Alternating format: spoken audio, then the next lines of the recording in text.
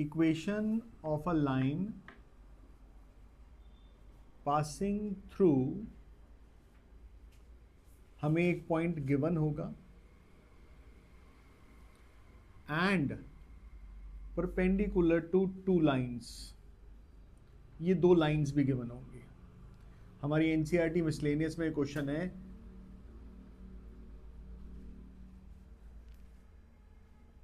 नई NCERT miscellaneous last question,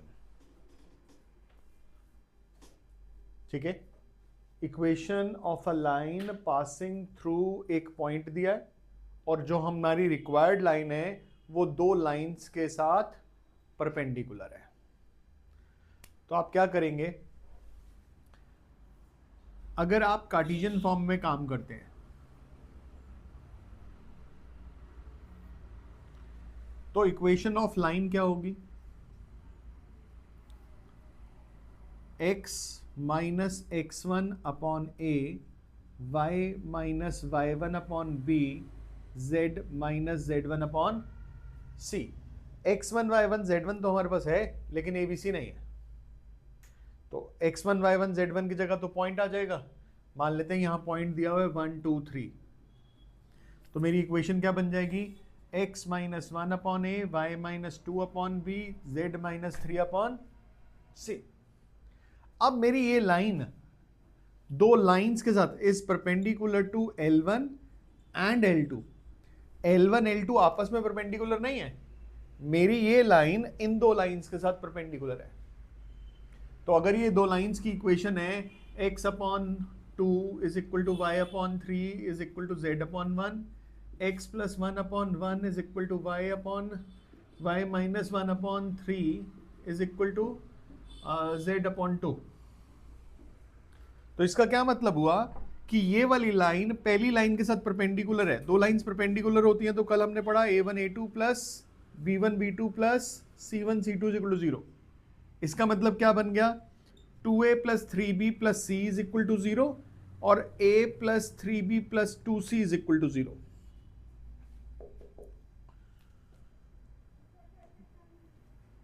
ये जो मेरी लाइन है ये अगर पहली वाली लाइन के साथ परपेंडिकुलर है तो a1 a2 plus b1 b2 plus c1 c2 is equal to 0। भाई मेरी इस लाइन के drs abc हैं, उसके 2 3 1 है, प्रॉपर्टी में डाल दिया, ऐसे ही दूसरी बार कर दिया। अब ये दो इक्वेशन बन गई लेकिन वेरिएबल 3 है। दो इक्वेशन 3 वेरिएबल हम नॉर्मली सॉल्व नहीं कर सकते, जितनी वेरिएबल हो उतनी इक्वेशंस होनी चाहिए। तो इसको सॉल्व करने के लिए आप क्या करेंगे, ए बी सी, ए के नीचे बी और सी के कोफिशिएंट लिखेंगे। ए की बारी में ए को छुपा लो, बी और सी के, बी की बारी में सी और ए के कोफिशिएंट, और सी की बारी में ए और बी के कोफिशिएंट्स। जिसने यहां एंड किया इसने यहां स्टार्ट किया, ये याद रखना। इसको डिटर्मिनेंट की तरह सॉल्व कर दो तो ये बन गया क्या, 3, ये कितना बन गया -3, ये कितना बन गया 3।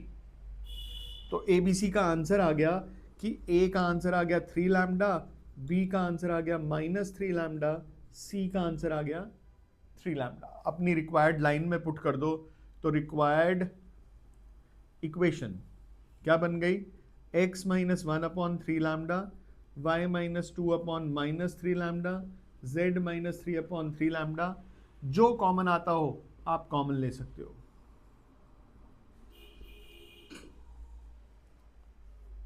ये हमारी रिक्वायर्ड इक्वेशन आ गई, ठीक है। अगर यही इक्वेशन वेक्टर फॉर्म में करना होता, हमें वेक्टर फॉर्म दी होती या हमसे वेक्टर इक्वेशन मांगी जाती,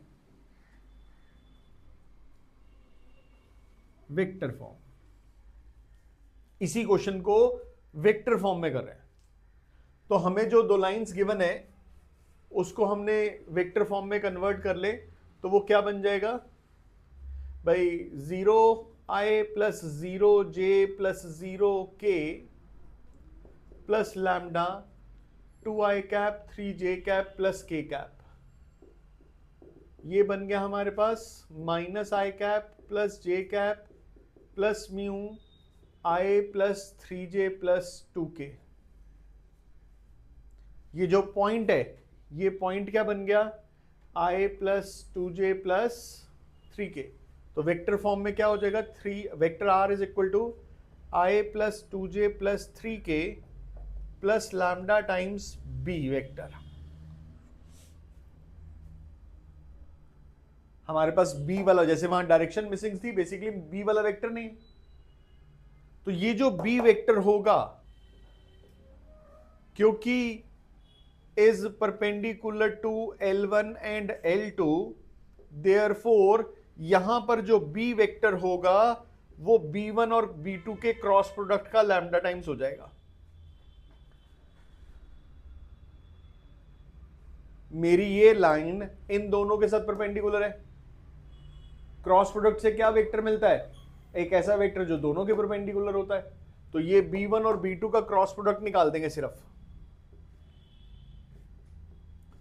ये आ गया i j k 2 3 1 1 3 2। सॉल्व करो तो ये वही वाला वेक्टर बन जाएगा जो वो डिनोमिनेटर में आया था abc के, ये वही बन गया 3i कैप। और ये कितना हो गया हमारे पास, माइनस जे रखेंगे तो माइनस 3j कैप और प्लस 3k कैप। आंसर आ गया r is equal to i plus 2j plus 3k plus lambda 3i minus 3j plus 3k। ये 3 कॉमन वो लैम्डा में एडजस्ट हो गया। ये जो हमने 3 कॉमन लिया है, ये बाहर एक मल्टीपल ही है। अब इन दोनों में से कोई एक मेथड हमने करना है, जिसको कार्टेशियन अच्छा लगा हो वो कार्टेशियन करेगा, जिसको वेक्टर अच्छा लगा हो, भाई अगर मुझे इस फॉर्म में दी हुई है तो मैं वेक्टर में कन्वर्ट कर सकता हूं, अगर मेरे को वेक्टर में दी हुई है मैं कार्टेशियन में कन्वर्ट कर सकता हूं। मैं इन दोनों में से कोई एक काम जो आप लोगों को पसंद आ रहा हो, अगर वो मुझे, मैं इससे कर रहा हूं लेकिन वो मुझे कह रहा है find the vector equation of the line, तो मैं इस आंसर को वेक्टर फॉर्म में कन्वर्ट कर दूंगा। उसने ये नहीं कहा कि वेक्टर मेथड से करो, वो ये कह रहा है find the vector equation of the line. मैं पूरा क्वेश्चन कार्टेशियन से करूंगा, लास्ट में अपने आंसर को वेक्टर में दे दूंगा। और हमें इस बात का भी ध्यान रखना है कि अगर क्वेश्चन कार्टेशियन में गिवन है और कुछ नहीं लिखा तो हम आंसर कार्टेशियन में देंगे। अगर क्वेश्चन वेक्टर में गिवन है और कुछ नहीं लिखा, उसने find the equation of the line बोली है, अगर क्वेश्चन वेक्टर में गिवन है तो आंसर भी वेक्टर फॉर्म में देंगे। क्लियर? ये टाइप 1 थी।